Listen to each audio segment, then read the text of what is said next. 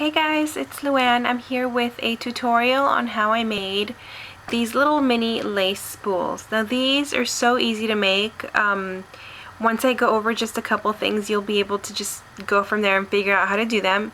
I'm actually going to go over several ways on how to make them, and I'm just going to go over a few tips that I've learned along the way of me making them as I needed them.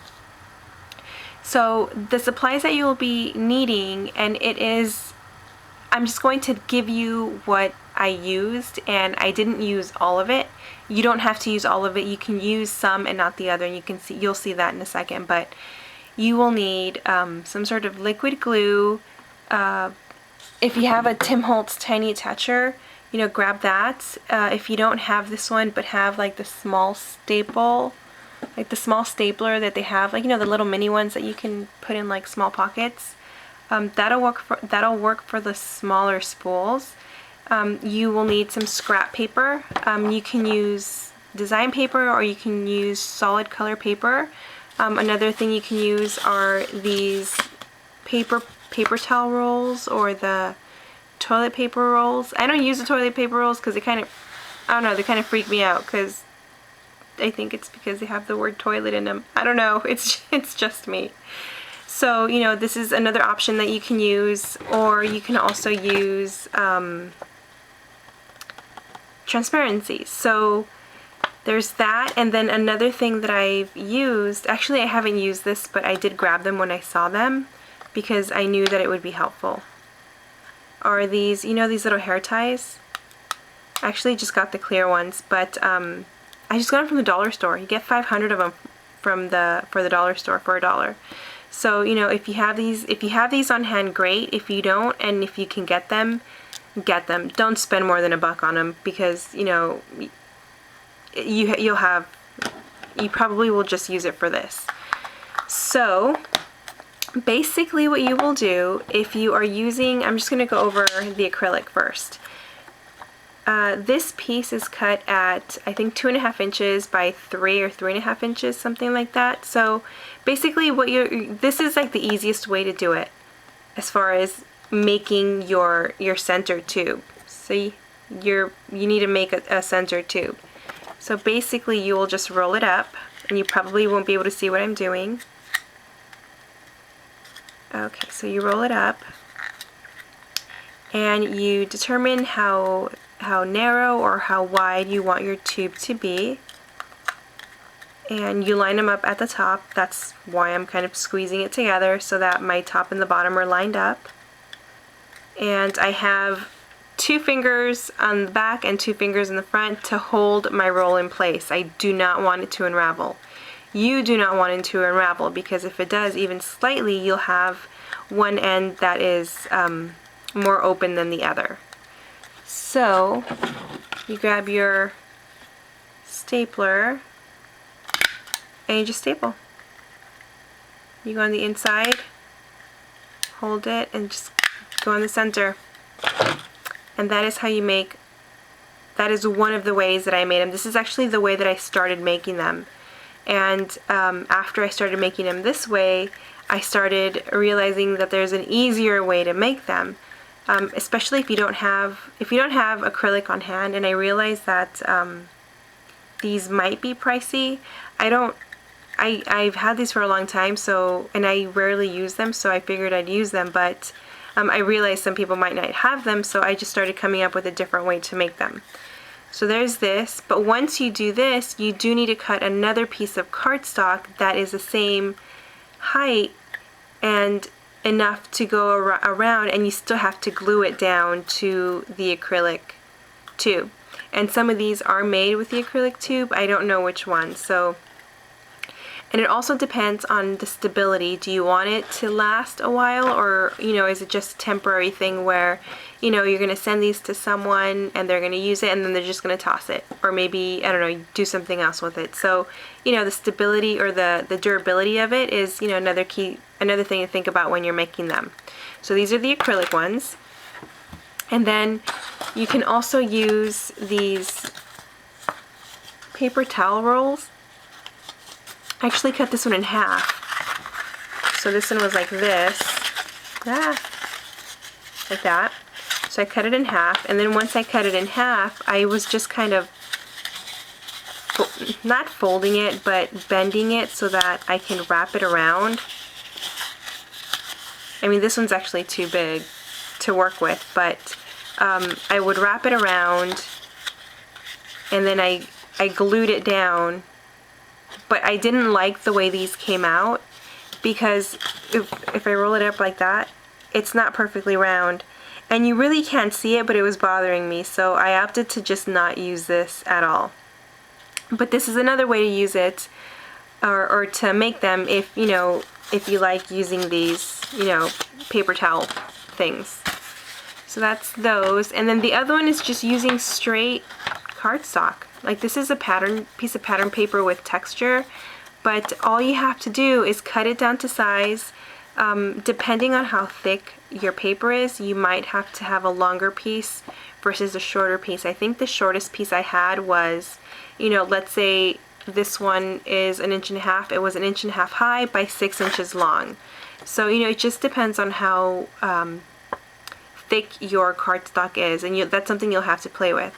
So what you have to do with this is bend your paper, and the way you do that is you just put your paper on the corner of a table, and you put your hand on top, and you just pull it down. So I'm going to do that real quick right off camera because I can't move my tripod. And you just keep doing it until your paper is bent and it rolls.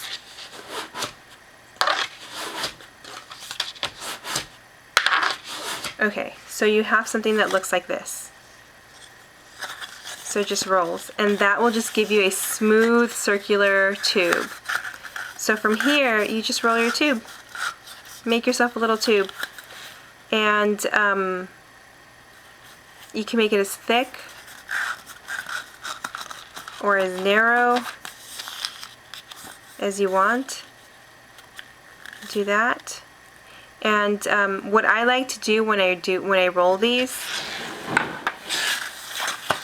is I will add a little bit of ATG in the center, just in the center. And this is actually going to be a narrow one. And then you start to roll it right before the ATG. Don't roll it directly onto the ATG, just right before it. And then you line them up, your top and bottom, and then you just start to roll. Just keep your fingers on the top and bottom, because that'll ensure that your tops and bottoms are even. Okay, so then you have that. And now you grab your glue, add some glue to the edge. Do not use ATG. You can use hot glue. Do not use ATG. Trust me from experience, if you use ATG, it'll just start to unravel. Like, I used ATG on mine, and the next day they were unraveled, so I had to glue them again. So this is where these little bands come in. When you're using the wet glue, just tie them around the top and the center, well, depending on the size of your little tube, and the bottom, and you just let it dry. You let it dry, and then you have something that looks like this. These are all dry. Actually, this is the one that I used with this paper towel roll. You can see it there. Not so bad, but I had to wrap it. I actually wrapped white paper around it, and then I wrapped purple paper around it because I decided I didn't want them to be white. So there's those. And then here's another one with pattern paper. Another one with pattern paper that's glued down. And when I made these, I did them at work, so I was paper clipping the edges of them.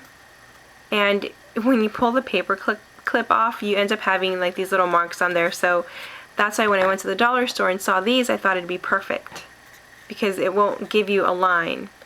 So there's that. And the other thing that you will need once you have all of your tubes ready to go, don't forget, if you're using acrylic, make sure you cover them up. So the other thing that you'll need are, you know those little teeny tiny spellbinder dies, the little teeny tiny ones that you don't really seem to use because they're so small? Well, now is the time to use them. Like, I cut these pieces with lightweight chipboard. So you just cut 2 of them up, and for these I just used 1 layer of lightweight chipboard for the top and the bottom. For some of them, like this one, I used a 1-inch circle punch, and I just cut out 4 circles per spool. So this is a double-sided top and bottom, so you just glue 2 together like that. And what I did for a lot of them, like you can see here, I painted them. Like all of these I painted. This is pattern paper, this one's painted. And I just used all of my small spellbinder dies.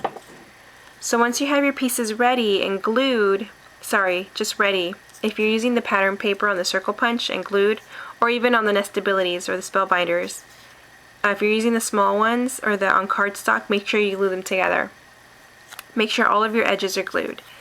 So, the next thing you will do is just grab whatever piece of